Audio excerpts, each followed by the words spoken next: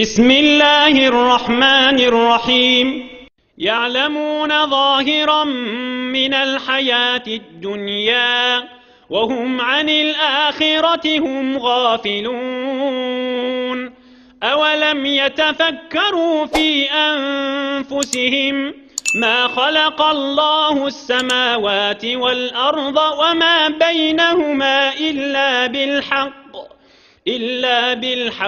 وأجل مسمى.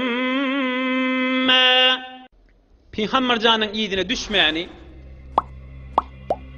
dünyanın zahirine ağırlanıp, özünü fikretmeyeni, yervöğün fikretmeyeni, yaz kış tomuzun aylam turşunu fikretmeyeni, Hudayinden gafil adam, halal haram farkını bilmez. Ey mümin doğalla, halal haram günah soğab dilimize uğran şamasın.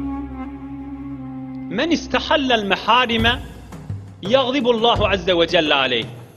Bir adam Hudayi Ta'alan haram eden zadını, yani ey imanlı, ey insanla men hat çektim şun anırtını geçmeyin deyiptir Allah Teala.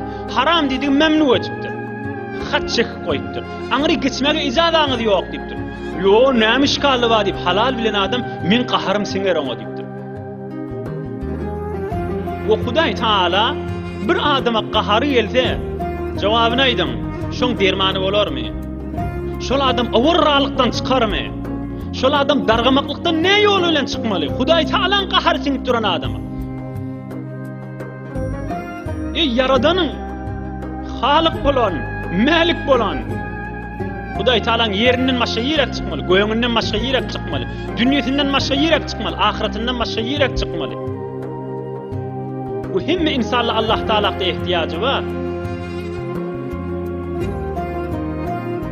Halalını haram bilse, haramını halal bilse Hudayin qaharı geldi. Hudayin qaharı gelse de o adama on dermanı yoktur. Bir yerde dermanı tapıp biler deyiptir. Yerde tapıp biler, Allah Ta'alan qayti öwürlüp razıçılığını tapsa, onun o dermanı olur deyiptir. Ulamaların bu derman sözünü gözden. İmme Ridvanullahi azze ve celle devaun la yadur ma'ahu da'un. İmme Hudayi Ta'ala bir binnesinden razı olsa, ol bir dermanır, on kaptandan dert zereri vermer deyiptir. Tekrar edeyim, bir adama Hudayi Ta'alan qaharı sinse, halalını haram bilip Hudayi Ta'alan qaharı sinse, ay nämay dünya deyip fark etmeyendir gezi verse, halal haramen iş yok olup iyidine düşüverse, fakat dünya molta oliya deyse, kıyamadını, yani Allah Ta'ala cevap vermeliğini yada salmasa, o adama Hudayi Ta'alan qaharı sindi deyiptir. İnni bir derdin dermanı yok. Bunu kurs kapsul etmek bilen hiç derman olmuyor. Belki atamda yeni zererine olup düşüyor.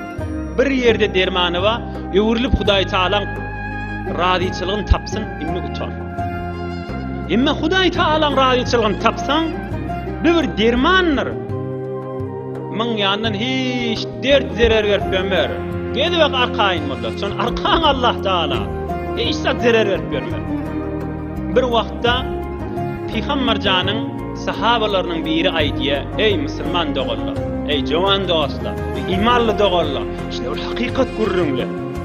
İnsanın dünya ahirini hoşbahti veriyen görürünler. Allah Ta'ala'nın kelamının tefsirini aydılan görürünler. Sahabaların biri aydiye, Resulullah sallallahu aleyhi ve selleme peygamberlik berilenini tamam şeytanla İblisin mel'unun daşına uyuşturlar. Va veyla dargadığını deyip. Nem oldu deyiptir. İblis şeytanla baştakları. Onu ahir zaman peygamberi rahmet, nebiyyur rahmet iyi verildi deyiptir. O men haberim ma iyi verilenden deyiptir İblis. Katı der salmalı gördüm. Ahir zaman rahmet peygamberi iyi verildi, bizim zahmetimizin peydası yok deyiptir. İnni demmeylek butla daşa çokunup Hudayi diyedile, inni demmeylek butu Hudayi diyecek gele deyiptirle. İblis näme deyiptir?